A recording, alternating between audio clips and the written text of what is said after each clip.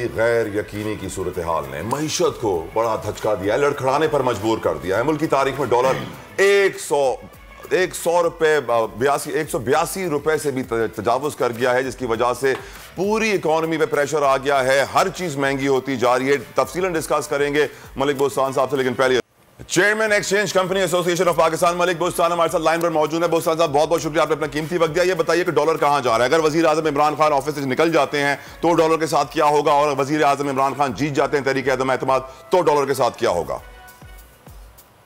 मैं समझता हूँ आपने सही कहा। डॉलर जहाँ तहरीक एतमाद जाएगी डॉलर भी वहीं जाएगा, लेकिन दोनों सूरतों में मुल्क का नुकसान होगा। और सियासी बहरान की वजह से डॉलर दिन ब दिन आपने देखा, जब से तहरीक एतमाद की तहरीक चली है और डॉलर मतलब कि दिन ब दिन बढ़ते ही जा रहा है। और इस वक्त मैं आपको बताता चलूँ तो क्योंकि मार्च में $400 मिलियन जो बैरून इन्वेस्टर ने पाकिस्तान से सरमायाकारी की हुई थी, उन्होंने अपने निकाल लिए और पिछले 8 महीने में $1.5 अरब पाकिस्तान से निकल गए इस सियासी बहरान की वजह से। और मैं समझता हूँ पहले कोरोना के से लोग संभले नहीं थे, रशिया की वार हो गई। अब हमारा सियासी जो बहरान है ये बड़ा ख़तरनाक है। मैं समझता हूँ अब आपके सामने जो जैसे आप तजज़िया पेश कर रहे थे, पंजाब असम्बली में भी जो है तहरीक पेश कर दी गई है और अब कौमी असम्बली की भी होने वाली है। लेकिन दोनों सूरतों में बहरान ही आएगा और पाकिस्तान की मैशत और सलामती खतरे में पड़ गई, क्योंकि दोनों हुकूमत ने कहा कि हम 10 लाख आदमी लेके आएंगे और अपोजिशन ने कहा कि हम 20 लाख आदमी लेके आएंगे। तो ये सारी चीज़ें पाकिस्तान की सलामती और मैशत को खतरे में डाल देंगी।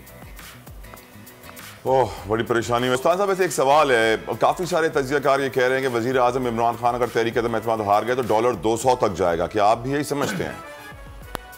ज़ाहिर नई हुकूमत आएगी जिसको सेटअप बनाने में, जैसे हुकूमत कह रही है हम सरप्राइज देंगे, और ये भी उनके पास, क्योंकि कानून कहता है कि अगर तहरीक कामयाब भी होती है, लेकिन कानून में ये नहीं कि उस वक्त चार्ज को प्राइम मिनिस्टर कौन बनेगा, और वो सदर जो है वो उसको एडवाइस कर सकते हैं मौजूदा प्राइम मिनिस्टर को कि वो काम जारी रखें।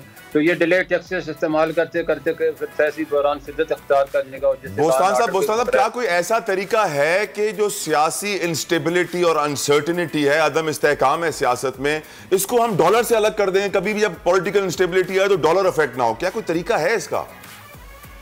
नहीं, ऐसा दुनिया में कोई भी तरीका नहीं है। मुल्क की सलामती, लॉ एंड ऑर्डर और गुड गवर्नेंस और सियासी सारी चीज़ें इसके साथ मुंसलिक हैं। पूरी दुनिया की मैशत के भी बड़ा असर करती हैं, और ज़रा से भी बुरी खबर आ जाए तो आप देखते हैं स्टॉक गिर जाता है, उसकी करेंसी गिर जाती है। पाकिस्तान का भी यही हाल है, और इसमें हमें, मैं समझता हूँ कौमी जो लीडर हैं उनका बड़ी जिम्मेदारी है, वो कौम की रहनुमाई करें, लड़ाई न करें। इस तरह की जो धमकियाँ इनके जवाब पत्र से दे रहे हैं, तो जब खुदा न खासा पाकिस्तान के दुश्मनों ने इससे तीसरी कौम ने फ़ायदा उठा लिया, उनको आपस में तसादम करा दिया, तो पाकिस्तान की सलामती और मैशत दोनों खतरे में पड़ जाएगी।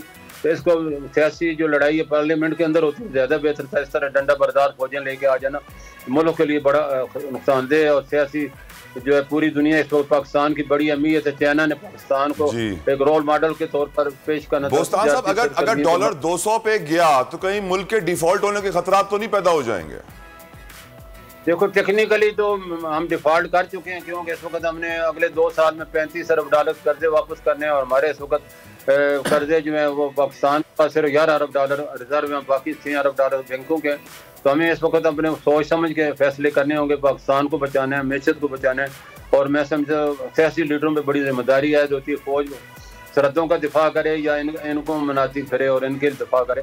तो मैं समझता हूँ इस वक्त हमारे सबकी जिम्मेदारी है कि इस मसले को पार्लियामेंट में हल किया जाए, और जो भी है इसको पाकिस्तान की मैशत और सलामती की खातर आपस में मुज़ाकरात किए जाए, ना कि आपस में लड़ाई की जाए। Chairman Exchange Company Association of Pakistan Malik Bostan साहब, आपका बहुत बहुत शुक्रिया। बहुत अहम आपने बात की है कि अगर वजीर खान ऑफिस से गए तो फिर डॉलर 200 तक जा सकता है। बरदा और फहीम और उन्होंने ये भी कह दिया है कि डिफॉल्ट होने का खतरा तो छोटे डिफॉल्ट तो पहले ही कर चुके हैं टेक्निकली अगर देखा जाए तो। पर मैं अभी यहाँ पर एक क्वेश्चन रेज करना चाहूंगा तथा मुझे ये बात समझ में नहीं आ रही है कि जब रशिया और टर्की इस फॉर्मेट पे जा सकते हैं कि वो अपनी इंटरनेशनल पेमेंट्स डॉलर की बजाय लोकल करेंसी में करें, तो हम इस फॉर्मेट पे क्यों नहीं जाते? वेरी सिंपल, क्यों? वो कर्जों में दबे हुए नहीं है। हाँ, उनकी फॉरेक्स रिजर्व्स हजारों यानी ट्रिलियंस ऑफ US डॉलर्स के ऊपर है, हजारों अरबों के ऊपर है।